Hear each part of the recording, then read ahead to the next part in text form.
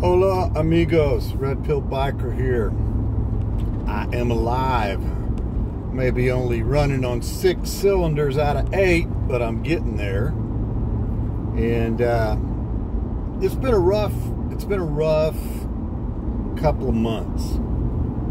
And it's kind of what I want to focus on in this video. Not so much the health issues and all that kind of stuff, but really kind of having a stoic attitude about life and developing a philosophy that will carry you through some rough times. A couple of months ago, I got diagnosed. Actually, I've had heart disease for 20 years. And a couple of months ago, I realized from getting some tests run that I had it had advanced way further than I had anticipated. I kind of assumed that a little bit of medication, maybe pop in a couple of heart stents, and I'd be back up and running in a few days. I was wrong. Turned out I needed to be cut open, and it turned out that even when they got in there, they were like, damn, we're going to have to work on this fella. So I ended up getting 5 bypasses, getting one of my heart valves fixed in a brand new cow valve. I prefer to think of it as a bull valve put in my heart. And so I was laid up for quite a while. It was a miserable experience for the first few weeks because there's a lot of pain. You feel like crap. Here it is, about 5.5 weeks later, and I'm feeling pretty damn good. But even that's not what I want to share with you. One of the interesting things is, of course, I contacted my family and let them know what was going on, primarily my 3 brothers. And then I contacted some friends. And then it just sort of, came up in conversation. But the interesting thing about this was how many people would look at you and say, well, now you're going to have to make some lifestyle changes, which is true. But what they were really saying is, hey, Red Pill Biker, look at what you brought on yourself. You did this to yourself. And while there may be some truth in that, yeah, maybe I could have ate more salads. Maybe I could have exercised more. Maybe I should have never let this 30 pounds that I carry around develop. But what they're saying is, you did this to yourself. And the reality is, that's a way that we justify our lives because we think we have more control over ourselves than we really do.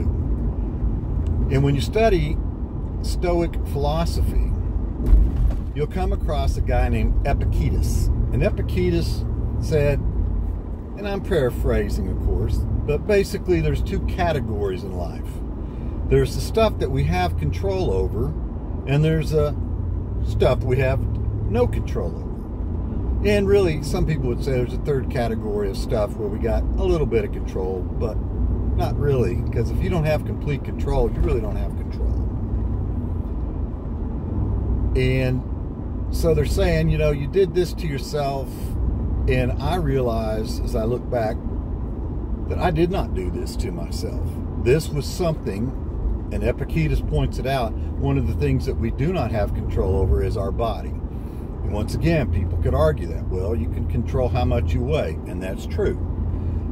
But if you're 6'3" and you weigh 250 pounds, you're a big man. So I'm not getting down to 140. That's just not how I look like a skeleton when I'm under 220 pounds. So I don't have any control over my height, my weight, and one of the things I do not have control over is my heart. My grandfather killed over at 62 with a massive heart attack. My father died in a hospital in his 80s from waiting too long to get bypass surgery, and he could not bounce back from it. My older brother, who is never been a smoker, never been overweight that I've ever seen, and has had the same personal trainer for 30 years and goes to the gym all the time, has the same heart trouble. So guess what? This is something I don't have any control over. The only control I have is the decision of whether I had the surgery or not. And really, that was kind of taken out of my hands too, because I'm like, I'm not ready to die. And that was my options. I could have the surgery, or I could be dead in the next year. I opted for the surgery. It's funny, though, how we really believe how much control we have over certain aspects of our lives. Somewhere out there is somebody who's under the impression that they have a lot more control than they have. And yet, they will lose a job along the way. We all know that the odds of a marriage ending in a divorce is 50-50 and goes up. If it's your second or third marriage, it goes up astronomically. We don't have any control over these things. So, as a wise philosopher once said in my youth, and we put it on bumper stickers, it was so wise, shit happens. Shit happens, and you've got to prepare yourself for when that shit happens. Now, I'm going to sound a little braggadocious when I say this, but I handled this whole thing very well. And here's the reason why. Because I had been preparing myself, not knowing about this particular situation, but for the situations that were going to happen to me. And it all started as I was trying to recover from my separation and divorce. So, in a sense, a good thing came out of it. But I wanted to heal, I wanted to get better, and I knew about Stoic philosophy, and I'd stumbled across it, and I thought, well, I'm going to buy Marcus Aurelius's Meditations, and it was life-transforming, which led me to Epictetus, which was life-transforming, and which led me to Seneca and his writings, which was life-transforming, and prepared me. So a few of the things I did to prepare for this is, one of the things the Stoic says is you need to meditate on your death. There was a reality that I was not going to survive what was going to happen to me. The odds were greatly in my favor. Why? Because believe it or not, in the scale of bypass surgeries and shit, I'm on the younger end of it. I'm on the young end of old age. That worked in my favor. I've been a relatively active guy, riding my bike, doing, going out and living my RV lifestyle and traveling around. So I was not in bad health overall. So that was in my favor. So I had some things going for me, but the biggest thing I had in my favor was my desire to continue living. And I was going to do that to the best of my ability. However, though, as I went into this, there was not a huge amount of fear of not coming out of it, because life ends. Sometimes it ends when you're 62, like it did my grandfather, or like the age I am now. And sometimes it ends when you're 103, like Kirk Douglas. You know, but it ends. The shit's going to come to an end one day. And that's something you need to prepare for. And the quicker you start accepting it, the more you get out of life. Because my life has been transformed greatly by that one simple philosophy of this life is going to end. And the second one was what is and what is not in my power to control. And my health was out of my control at that particular time. Am I going to try to get to the level I can control it? Yeah. I've already started doing that. I'm eating more salads. I'm dropping a few pounds. I'm walking on a few days. And as soon as I get healthier, I'll get back in the gym. Can't do it now because you can't lift anything because they split your chest open. Will that stop this happening? No. It will not stop it happening. I've already been told that within 10 years, I will be back in a cardiologist's office getting something done to keep me going. And you know what? I'm going to show up and get it done. If I can find a way to slow it down, I will slow it down. But the reality is it's not in my control. And am I going to make it to 103 years old like Kirk Douglas? No. I already know that. When you get this kind of surgery done at 62, your odds of making it another 41 years are pretty slim. Do I really want to live that long? Not particularly. Somehow it's comforting knowing the thing that's going to get you. But I'm just putting this out there for this reason. We as men need to develop a philosophy. And the only philosophy that I've stumbled across and began to really look into and to adapt was Stoic philosophy. and some existentialism, which is just the pondering of your own existence. But you don't need to get into these philosophies thinking I'm going to be an academic or I'm going to be expounding these ideas as a philosopher in the streets of ancient Greece. You're doing it for yourself. You're developing this so you can comfort yourself and have a comfortable life, to live a better life, accepting the realities of life. And one of those realities, according to the Stoics, is you don't have control over most of the shit that happens to you in your life. And what's happened to me is a clear indication of that. And it helped me to come through this. I mean, I'm going to go through it anyway.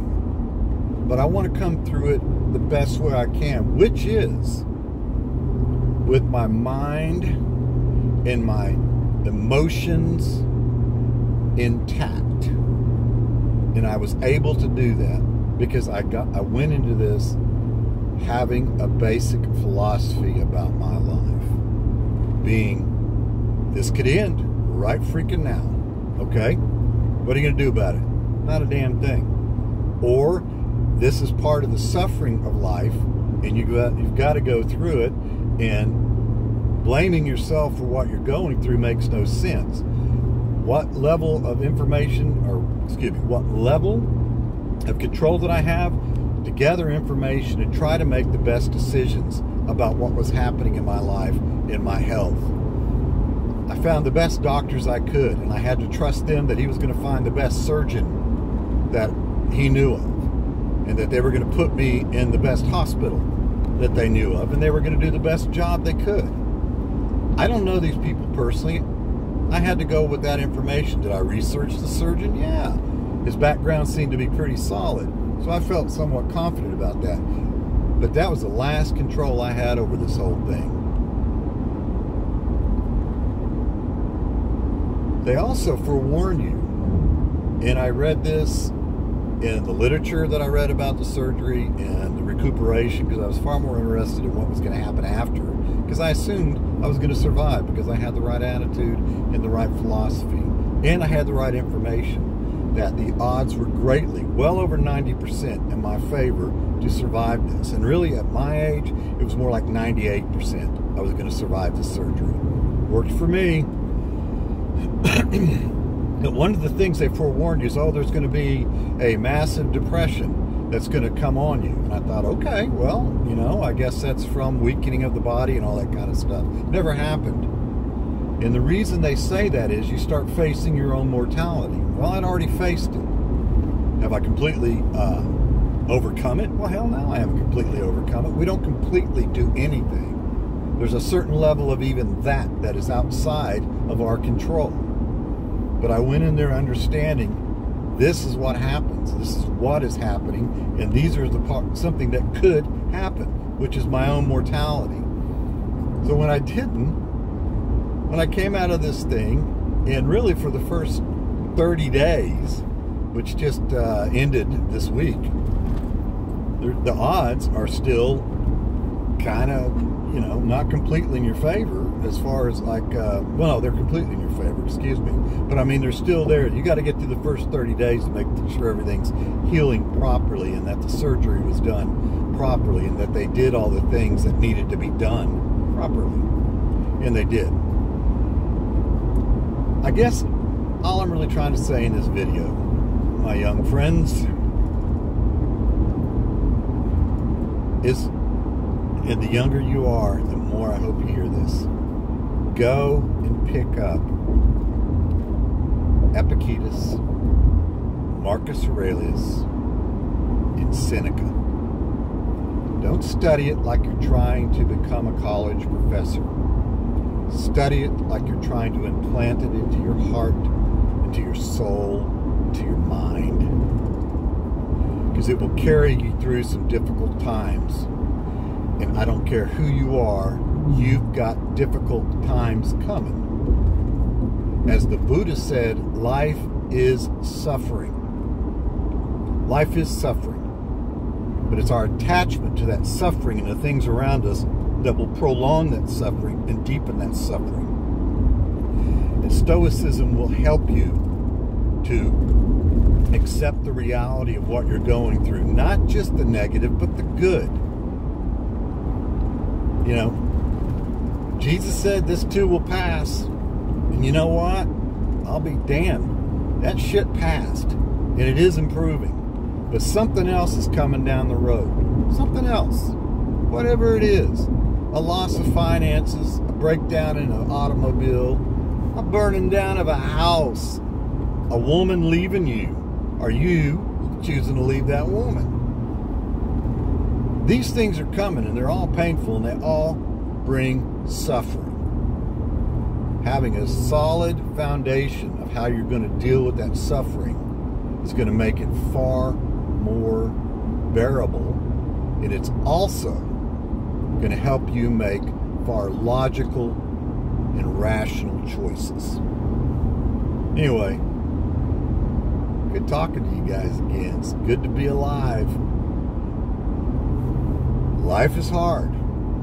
Do not make it any harder than it needs to be.